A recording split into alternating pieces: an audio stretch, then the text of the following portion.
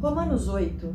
Portanto, agora já não há condenação para os que estão em Cristo Jesus, porque por meio de Cristo Jesus a lei do Espírito de vida me libertou da lei, do pecado e da morte.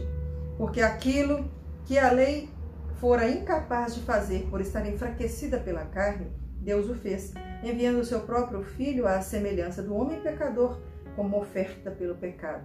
E assim condenou o pecado na carne, a fim de que as justas exigências da lei fossem plenamente satisfeitas em nós, que não vivemos segundo a carne, mas segundo o Espírito. Quem vive segundo a carne tem a mente voltada para o que a carne deseja, mas quem vive de acordo com o Espírito tem a mente voltada para o que o Espírito deseja. A mentalidade da carne é morte, mas a mentalidade do Espírito é vida e paz. A mentalidade da carne é inimiga de Deus, porque não se submete à lei de Deus, nem pode fazê-lo. Quem é dominado pela carne não pode agradar a Deus. Entretanto, vocês não estão sob o domínio da carne, mas do Espírito, se de fato o Espírito de Deus habita em vocês. E se alguém não tem o Espírito de Cristo, não pertence a Cristo. Mas se Cristo está em vocês, o corpo está morto por causa do pecado, mas o Espírito está vivo por causa da justiça. Se eu recebo o Senhor, Jesus Cristo, eu tenho o Espírito Santo. Se eu tenho o Espírito Santo, eu vivo na justiça, na paz, na santidade. Se eu vivo no pecado, então eu não tenho o Espírito Santo em mim. Eu não agrado a Jesus Cristo e não estou nele. É matemático assim, simples assim. Isso não é julgamento, isso é Bíblia. Porque se a pessoa... Uma vez eu expliquei uma situação assim para alguém. Aqui em Belo Horizonte, em Minas Gerais, né? Tem gente que me assiste aí de outros lugares. Cruzeiro e Atlético, né? Que é realmente um time que disputam entre eles. Então, eu sou cruzeirense e eu falo assim, a partir de hoje eu sou atleticana. Se eu falo que eu sou atleticana a partir daquele momento, eu vou ter comportamentos de quem é atleticano. Vestir a roupa de quem é atleticano, conversar as coisas e conhecer os jogadores daquele time e não mais do outro. Então, se eu vivo hoje em santidade, se eu busco um outro lugar para estar diferente do que eu tinha antes, eu tenho que viver em conformidade com aquele lugar que eu estou agora novo. E não mais ficar voltando aqui, indo, e vice-versa, né? Você pode ser atleticano e mudar para o Cruzeiro, vamos usar aqui, para ninguém ficar triste aí, né? É só uma explicação bem lógica para aquilo que é espiritual.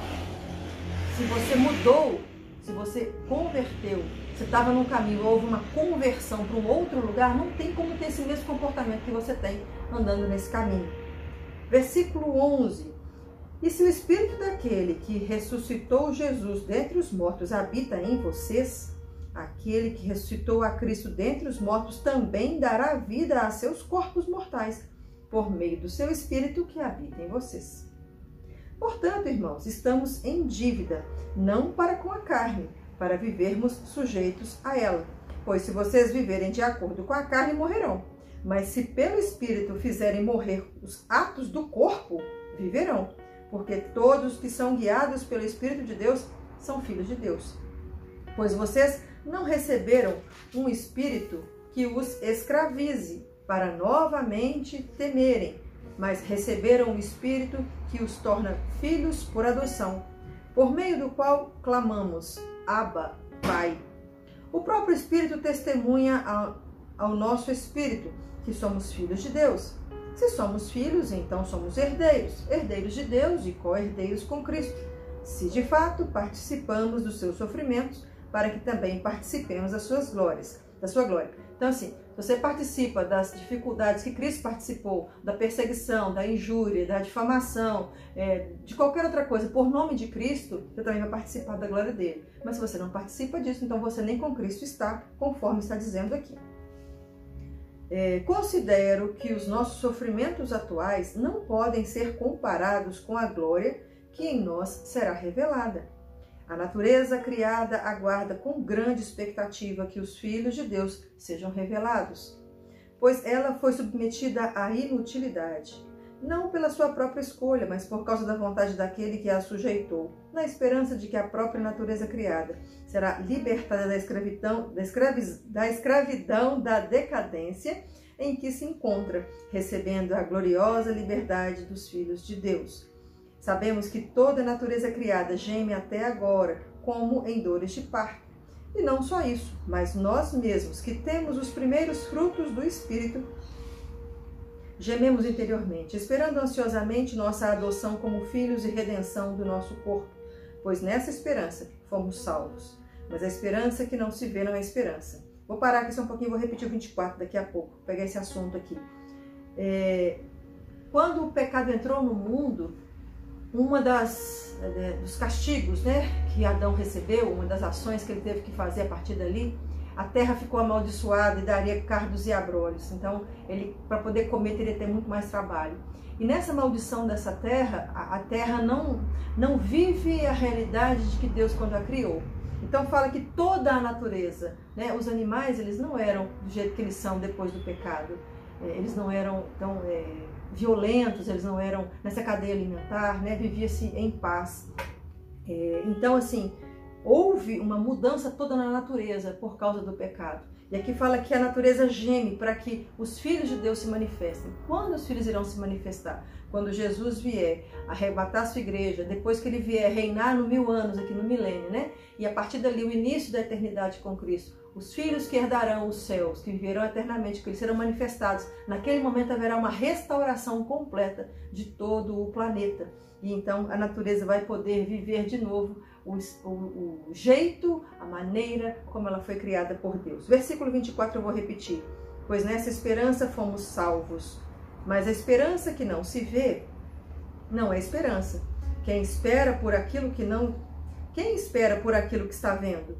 Mas se esperamos o que ainda não vemos, aguardamo-lo pacientemente. Da mesma forma, o Espírito nos ajuda em nossa fraqueza, pois não sabemos como orar. Mas o próprio Espírito intercede por nós com gemidos inexprimíveis.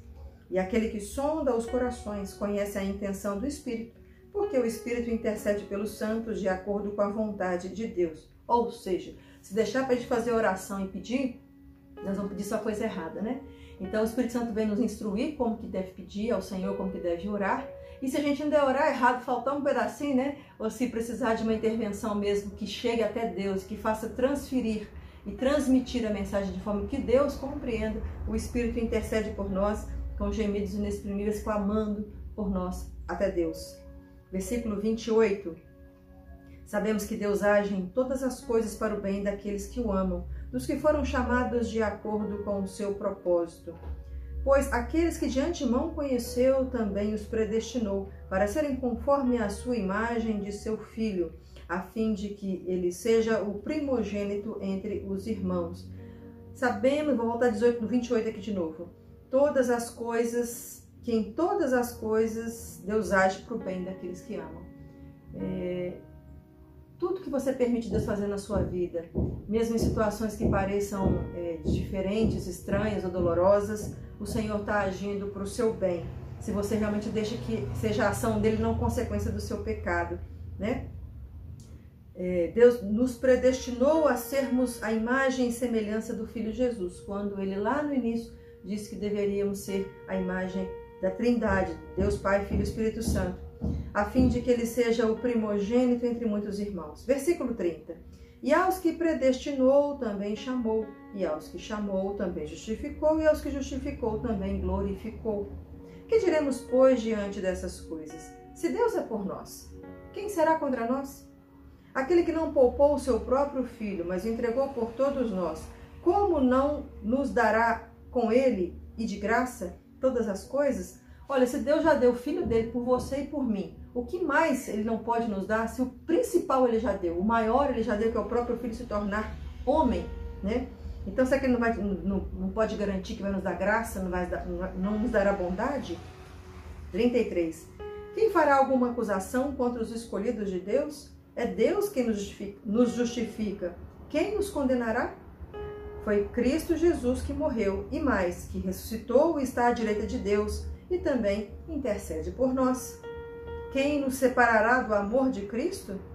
Será a tribulação, ou angústia, ou perseguição, ou fome, ou nudez, ou perigo, ou espada? Como está escrito, por amor de ti enfrentamos a morte todos os dias, somos considerados como ovelhas destinadas ao matadouro. Mas em todas essas coisas somos mais que vencedores por meio daquele que nos amou. Pois estou convencido de que nem morte, nem vida, nem anjos, nem demônios, nem o presente, nem o futuro, nem qualquer poder, nem altura, nem profundidade, nem qualquer outra criação será capaz de nos separar do amor de Deus que está em Cristo Jesus, nosso Senhor. Nada separa o amor de Deus para nós, para conosco, em nosso favor. Mas nós podemos recusar esse amor caso queiramos. Então, espero ardentemente que você não queira se afastar de Deus e nem rejeitar esse amor doado em nosso favor através de Jesus Cristo. Deus te abençoe e te aguardo aqui amanhã para mais um tempo de leitura da palavra. Até lá!